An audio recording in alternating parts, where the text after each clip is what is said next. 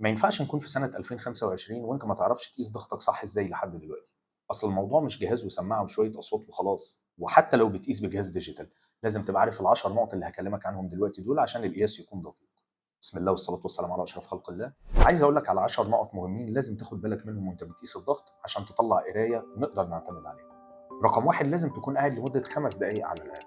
رقم اتنين، يا ريت تكون دخلت الحمام والمثانة فاضية. 3، امنع التدخين بكل صور وكل صور الكافيين لمدة 30 دقيقة على الأقل. 4 بقى، راحة بدنية ونفسية لمدة 30 دقيقة على الأقل. ما ينفعش تبقى عامل مجهود جامد أو متعصب أو متخانق وتيجي تقول أصل الضغط عالي ليه؟ طبيعي جدا إن الضغط يبقى عالي في الوقت ده والقياس ده ما بنعتدش بيه خالص. 5، خلي رجليك مستوية وما تكونش معكوسة، يعني ما تحطش رجل على رجل بأي صورة من الصور. 6، لازم تبقى ساند ظهرك ودراعك. 7، الدراع يكون مكشوف وحاوية القياس على الجلد مباشرة. ما تقوليليش يعني ما ينفعش نقيس من فوق الكم يا دكتور؟ لا، ما ينفعش. 8، حاوية الدراع لازم تكون في مستوى القلب. 9، نهاية حاوية الدراع لازم تبقى فوق الكوع ب3 سم.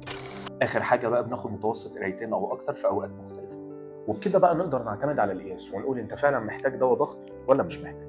ادعي لوالدي بالرحمة والمغفرة وادعي لأهلنا في فلسطين والسودان وسوريا ولبنان بالصبر والثبات، وقول لي بقى كنت تعرف كم معلومة من دول قبل كده؟